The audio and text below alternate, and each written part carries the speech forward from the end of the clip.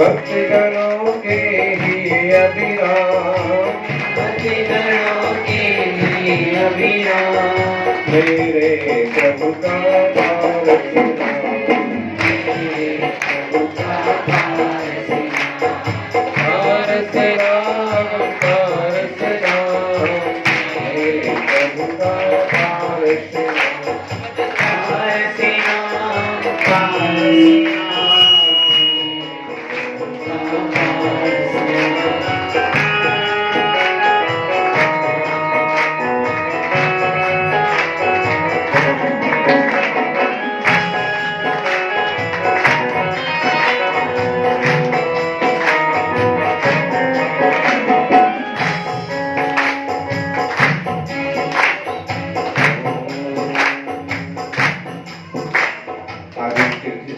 विधाता देवादिदेव महादेव आदिनाथ भगवान की जय। स्वर्णमयी पार्श्वनाथ भगवान की जय। सांवरिया तो सांवले होते, ये तो दर्शन जैसे पहली बार किए तो एकदम सोने जैसे चमक रहे थे। स्वर्णमयी पार्श्वनाथ भगवान की जय। वर्तमान जिन शास्त्र नायक वर्तमान महावीर हाथ ना सूझे ऐसे गहन अंधेरे को रात कर दे और वो जीवन में उगादे सुख का सूरज उसे पारस नाथ कर दे। पारसनाथ भगवान के चरणों में अपन सभी विराजे हैं। डेजा पार्श्वनाथ, स्वर्णमयी पार्श्वनाथ, सांवरिया पार्श्वनाथ हैं, लेकिन आज पार्श्वनाथ हैं, अंधेश्वर पार्श्वनाथ हैं, बागल पार्श्वनाथ हैं। पार्श्वनाथ भगवान तो देश के कोने कोने में विराजमान है, लेकिन यहाँ तो एकदम उनका जो मूल वर्ण है हरा वर्ण, उससे भी हट करके अष्ट धातु मणि सोने जैसी सुंदर प्रतिमा स्वर्णमयी पार्श्वनाथ। सज्जनों, तपस्वी सम्राट गुरुदेव सन्मति सागर जी महाराज यहाँ पधारे थे और उन्होंने कुछ समय तक यहाँ साधना की थी। कितने समय तक? 8 दिन, 7-8 दिन उन्होंने यहाँ तपस्या की और 8 दिन में इस तीर्थ का ऐसा कायाकल्प हुआ, इस गांव में ऐसा कायाकल्प हुआ कि माटी के घर से लोग सीमेंट के घर में आ गए। जैन नहीं है, लेकिन फिर भी गांव में जो जो बस्ती है सबका काफी उत्थान हुआ है, उद्धार हुआ है, विकास हुआ है। नीचे के छोटे मंदिर में आदिनाथ भगवान विराजे हैं। एक तीर्थ पर एक ही मूल नायक होते हैं। एक तीर्थ पर मंदिर तो कई सारे होते हैं, मूर्तियां भी कई सारी होती हैं, कुछ प्राचीन भी होती हैं, कुछ नवीन भी होती हैं, लेकिन मूल नायक एक ही होते हैं। और जहां तक देचा की बात है तो देचा की राशि बनती है कर्क राशि, पार्श्वनाथ भगवान की राशि बनती है तुला राशि, देचा का नक्षत्र आश्लेषा, पार्श्वनाथ स्वामी का विशाखा। अब इन सब गुणों को देखते हैं तो प्रीति योग बनता है और देचा पार्श्वनाथ कहते हैं तो लोगों में प्रेम प्रीति खूब बढ़ता है, विकास की गति बढ़ती है, सारी कांक्षाएं पूरी होती हैं, क्योंकि आदिनाथ स्वामी भी विराजे हैं। और किसी ने चाहा तो और भी मंदिर बनेंगे और कोशिश की तो आसपास की जगह में कुछ और भी विकास होंगे, जगह ली जाएगी, ठीक से धर्मशाला बनाई जाएगी। अरे अपने लिए तो लोग बहुत करते हैं, जिन धर्म के लिए कुछ करो तो जीने का कोई अर्थ है तो मत करो। ओबरी के मंदिर के बाहर एक टूटा हुआ घर पड़ा है। जिन मंदिर के सामने जैसे उसके रहने से एक बेहुदा गंदा दिखता है, और किसी जैनी का उसका इतना गुर्दा नहीं है कि एक बार मंदिर को दान कर देवे। खुद तो करोड़ों में खेल रहा है, लाख 50 लाख की चीज अगर मंदिर को दे देवे, समाज के दे देवे, तो उसका क्या घट जाने वाला। लेकिन मंदिर को दान करना, प्रतिष्ठा में पद स्वीकार करना, किसी बड़े महोत्सव में मुख्य पात्र बन जाना, ये सबके भाग्य में लिखा नहीं होता, सबका पुण्य नहीं होता। हम बोलते हैं कि अगर आप संपन्न है, सक्षम है, और जिनालय जिन धर्मशाला के आसपास आपको कोई टूटा फूटा मकान या कोई जमीन का टुकड़ा पड़ा है, आपके लिए बहुत ज्यादा उपयोगी नहीं है, तो इतना दिल तो जरूर बनाओ कि जिनकी कृपा से जीवन चलता है उनके लिए थोड़ा सा हम कुछ तो अर्पण कर पाए। कम से कम वो अनुपयोगी चीज ही दे दो, और ऐसे नहीं दे सकते हो तो कुछ ले दे के दे दो। समाज के काम आओ, धर्म के काम आओ, तो आपका जीवन कोई जीवन है। देश के काम आओ, गांव के काम आओ, तो आपका जीवन कोई जीवन है। वरना स्वार्थ के लिए तो दुनिया में कौन कौन क्या क्या नहीं करते। अपना पेट तो कीड़े मकोड़े भी भर लेते हैं, और अपना घर तो सांप भी खोज लेता है, पंछी भी अपना घर बना लेते हैं। आप इंसान हैं, मनुष्य हैं, कुछ हटके करेंगे, कुछ डटके करेंगे, कुछ बड़ा करेंगे, तो आपकी महिमा बनेगी। सज्जनों,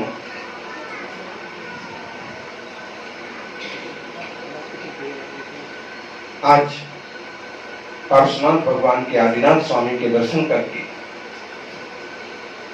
बहुत अच्छा लगा। इस तरफ आने का ऐसा कोई विचार तो नहीं था, लेकिन शायद भगवान ने ही संघ को इस तरफ बुलाया,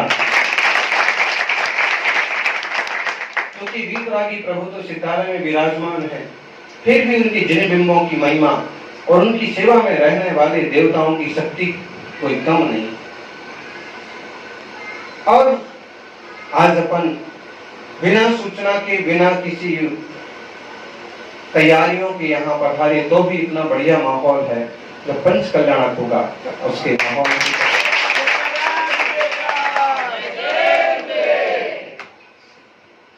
अब देखना यह है कि भगवान के माता पिता पात्र तो बनेंगे ना। प्रभु भी मोक्ष गए और उनके माता पिता भी योग्य गति में गए, लेकिन यदि हम फिर से महिमा मंडित करते हैं, मानस्तंभ बनाते हैं, प्रतिमा विराजमान करते हैं, तो कौन माता पिता का लाभ लेते हैं, कौन सौधर्मिंद का। ये तो सब चीजें अब धीरे धीरे सामने आ जाएंगी। कोई तिथि निश्चित होगी, बोलियां होंगी, सिस्टम तो यही है। लेकिन उसमें कुछ दिलदार लोग ऐसे होते हैं कि ज्यादा उलझे बिना अपनी तैयारी पहले से पूरी रखते हैं कि अगर मुझे लाभ मिल जाए तो सबसे बढ़िया। गुरु मंदिर, पंकज जी और मानस्तंभ सुभाष जी, और देखो अभी क्या क्या होता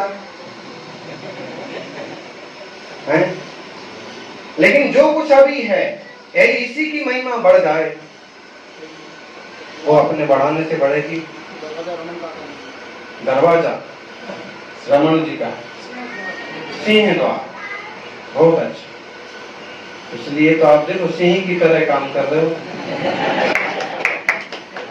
और बिल्कुल आराम से प्रतिष्ठा तक इसी ढंग से। उसके बाद जो हो सो हो, लेकिन भगवान कम से कम इतना अवसर जरूर दो कि बढ़िया से देचा का पंच कल्याण।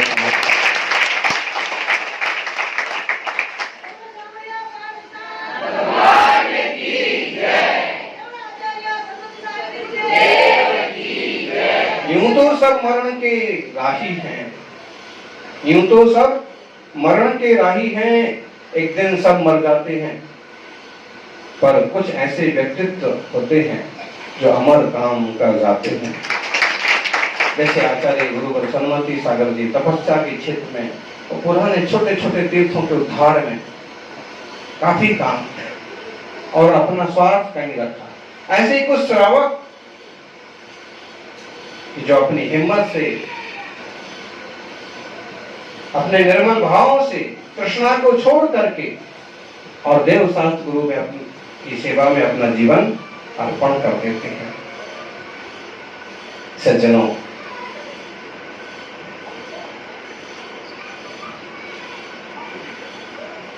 आपने अपने माता पिता से संस्कार पाए, इसलिए इस तरह की भक्ति भावना है। आगे की पीढ़ी को भी ऐसे ही संस्कार दिए जाएं।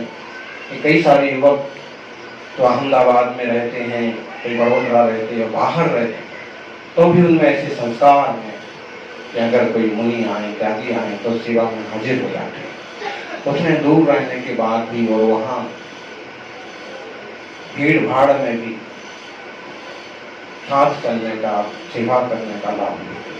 संस्कार, मुनि श्री कह रहे थे ना, आपको संस्कार कार दो मत दो, लेकिन संस्कार जरूर।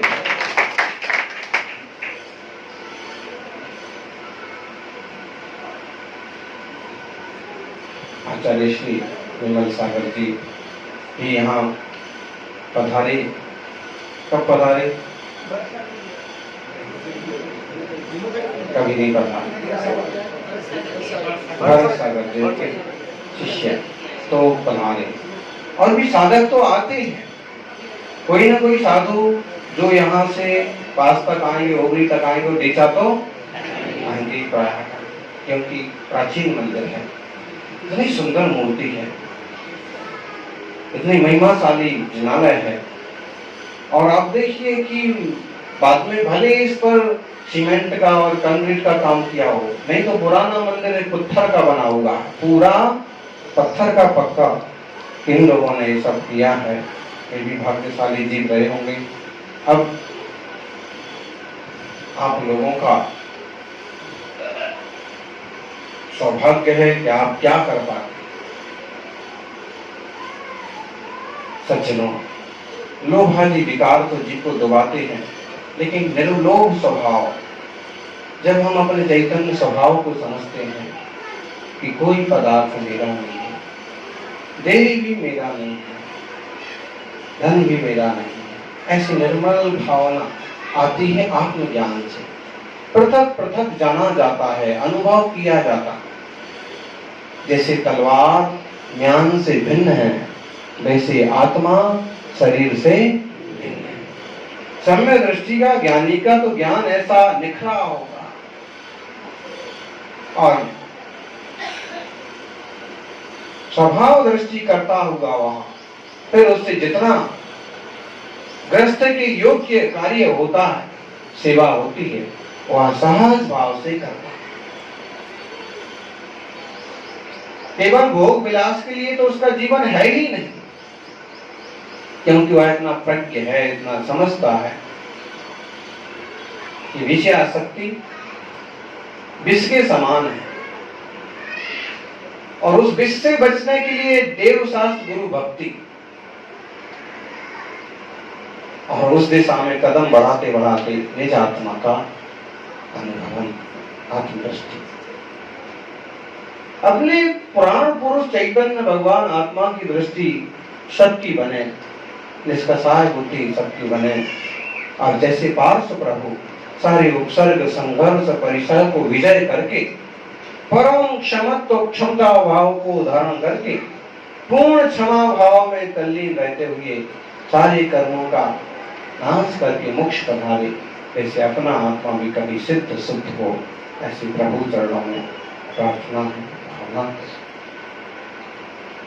प्रातः काल सभी जिनेश्वर का अभिषेक देखेंगे और भक्ति करेंगे।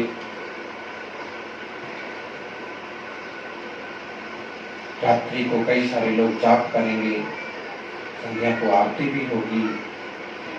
ओम ह्रीं श्री पार्श्वनाथ जिनेन्द्राय नमः। ओम ह्रीं श्री स्वर्णमयी पार्श्वनाथ जिनेन्द्राय नमः। ओम ह्रीं श्रीं क्लीं ऐं माधव गेचा पार्श्वनाथ जिनेन्द्राय नमः। ऐसे आदिनाथ जिनेन्द्राय नमः। जहाँ स्थान मिल गया जो जिनके सामने हैं उनकी जाप और गुरु भक्ति भैया भक्ति इसमें अपना जीवन और समय दीजिए। जरूरी संसार संबंधी काम है उनको भी उचित समय दो, लेकिन आत्मा को भूल करके कुछ करना सब बेकार जैसे ही है। एक आत्मा और परमात्मा यह ज्ञान अपने जीवन में और निर्मल हो, यही सभी को आशीर्वाद। जय बोलिए स्वर्णमयी पार्श्वनाथ भगवान की जय। बोलिए परम